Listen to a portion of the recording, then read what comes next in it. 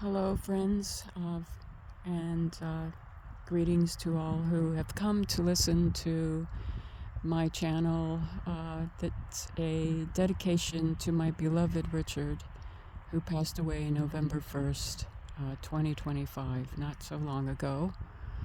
And I have been making these videos sort of as a journal and just expressing different thoughts and reflections on Richard's life, on our life together. And I just wanted to tell you about a dream that I had of Richard. I don't believe it was one of those, what they describe a visitation, because they, mediums have said, you'll know the difference between a dream of them and a visitation. A visitation is almost like they're vividly standing next to you and just seems extremely real and will leave a deep impression on you.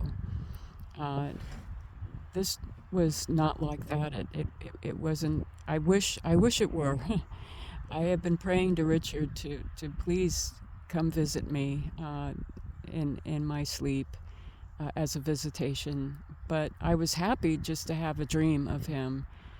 And it seemed pretty significant too, considering what I'm going through. And he was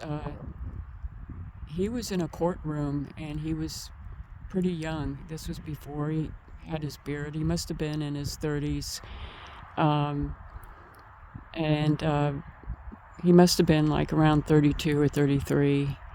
And he was sitting in the courtroom, and he was very, I could feel his emotions about an opposing attorney. And, sometimes a lawyer, even if they are in a situation where they're,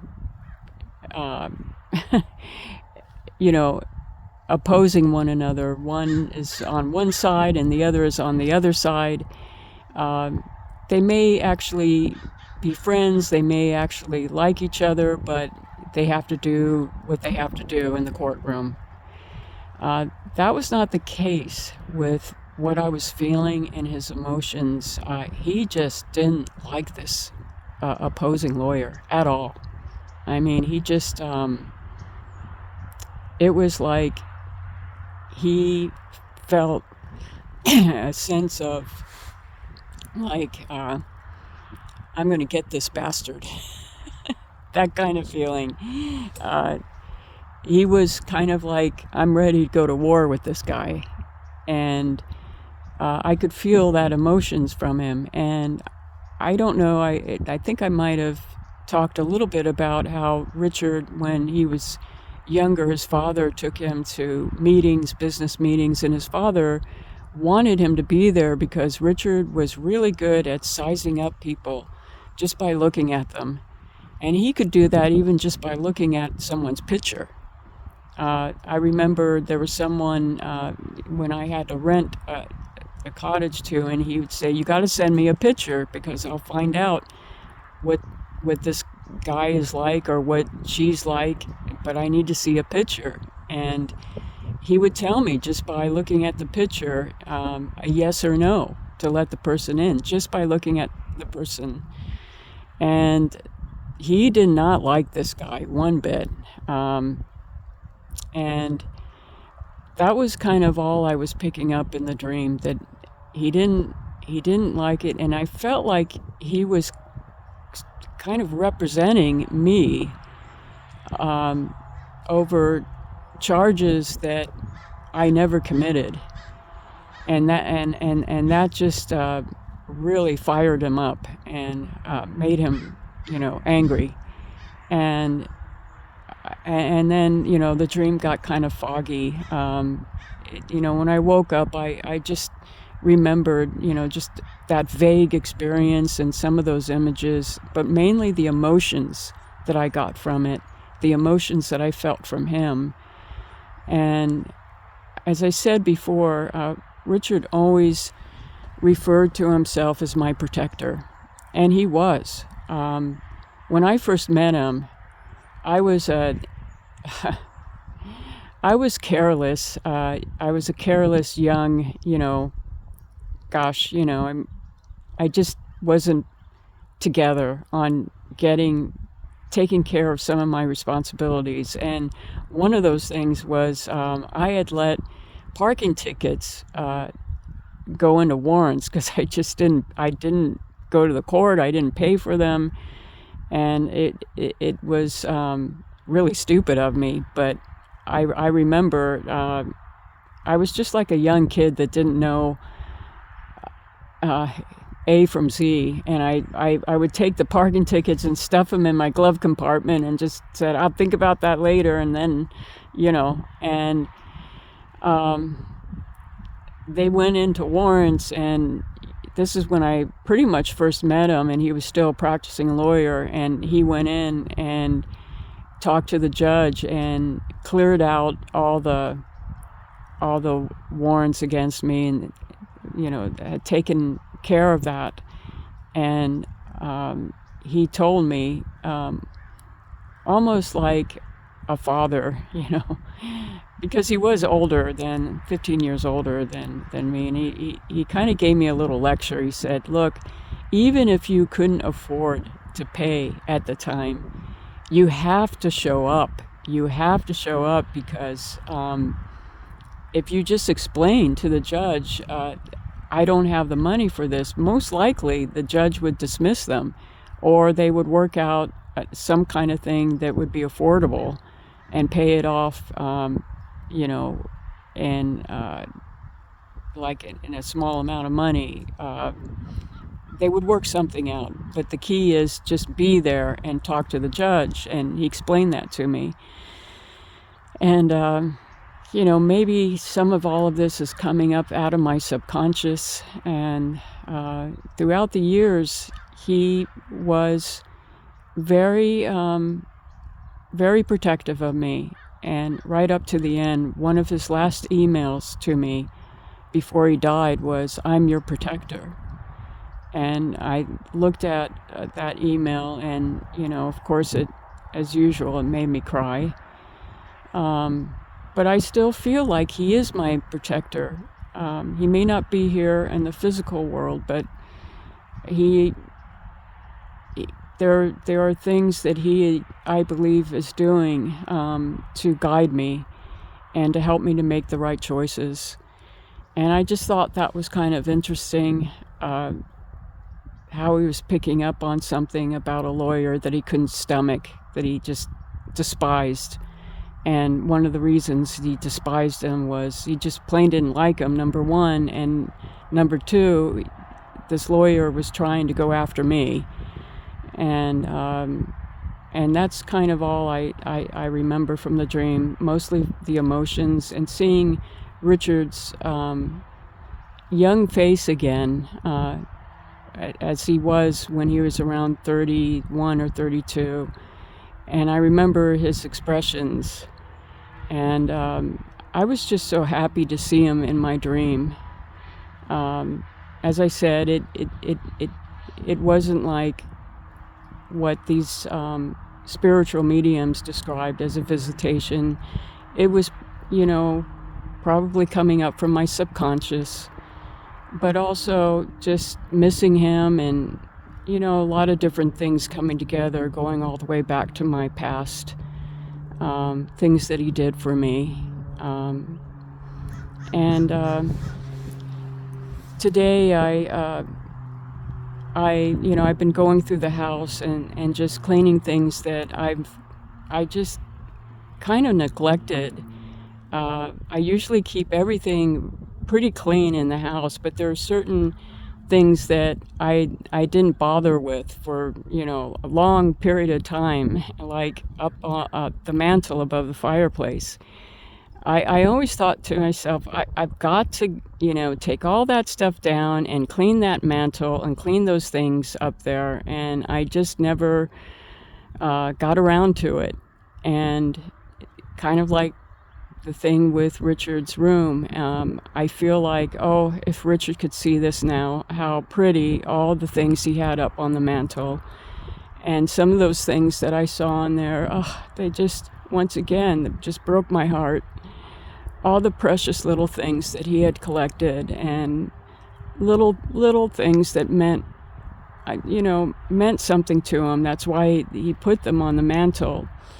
And a little Buddha, Bronco football, a wood lawyer holding his briefcase, but the lawyer was British. He had like one of those white wigs on, and in one hand he was carrying his briefcase, and there was a candle numbers that said 24. And of course this really broke my heart, because Richard always used to say, don't pay attention to your age, just find a number that you want to be and be that.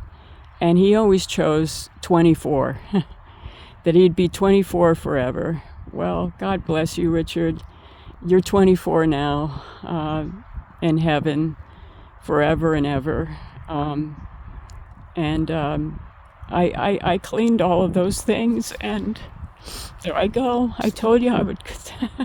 I told you I wouldn't be able to do a video without crying, when I talk about these things, but there were just little objects up there, small things like matchboxes, a little, old-fashioned match, not a box, but the little fold matches that said Las Vegas, Richard, and there was a little square box that had his name, Richard, and then there was a little sign that said Richard Road. Just going through those things and cleaning them after so many years of not even looking at that mantle. And I just thought to myself, oh, Richard, just like the room of you, I hope you're happy seeing how beautiful your room came out. And now I'm telling him, look how beautiful the mantle is with all your precious little things that I put up as, very all clean. Everything was clean. I washed everything. And boy, did they need a good washing. They had a lot of those objects and things had collected, dirt and dust over the years, but they're all shiny and clean now. And I thought, there you go, Richard, enjoy all the little things that you put up on this mantle that had some sentimental value to you. Obviously, just cute things, including little stones and shells. And so then I did a little some other cleaning on some things, just kind of going through the house and getting things clean, that some of the things that I had just put on hold. I pretty much kept everything clean, but there were some things that where you have to really get in the corners, and by the he has an antique record player in the dining room, and I just moved it around and cleaned it, and it came out so beautiful, that antique record player. I mean, it's the real thing must be back in the 1930s. And I forgot that underneath in the cabinet it has records in there, and I just thought, oh, I forgot all about this. And I was gonna just put on one of the records and wind it up, because it has a crank, where you wind it up. And then you put the record on and you wind it up. I was gonna put it on to see if it still worked, but you know, I just wanted it to get nice and clean, and um, so you know, these are some of the projects that I've been doing lately, and also in addition to trying to hold down the fort here. Um, but yeah, I just wanted to share that dream. It was kind of interesting, considering that you know I'm kind of dealing with who knows what, you know, coming up with probate and what have you. I just don't like fights. I don't like wars. I don't. I don't. I just don't. I don't. I want peace, like Richard. That's why he got out of uh, the business of being a lawyer. He knew how to fight. When it came to fighting, he knew how to do it. You know, one of his pet names was the Pit Bull, you know. But, you know, who needs the aggravation, right? You know, I'm going on 70 and I just don't need the damn aggravation. I just want peace, and I want to get along with everybody. Um, but all right. Well, as you can see, it's kind of it's an overcast day, and once again, kind of reflecting my mood today. When the sun comes out, I do tend to feel better, and I think you know what I need to do is just listen to some music, and you know, some upbeat music, and maybe even dance a little bit. To lift my spirits. I think Richard would like that. One of the other things that I cleaned today too was his bike. I got it all clean and shiny because I want to start riding it when I take Schmickles for a walk, and you know, get some exercise that way. And I cleaned my exercise machine on the elliptical on the porch, and I need to start doing that again. I cleaned it, so that means okay, I cleaned it, so now you better use it, because I think you know that sort of thing really helps lift your endorphins.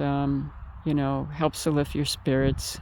So that's my message today. You know, when you're down and out, do some exercise, find a project to get into.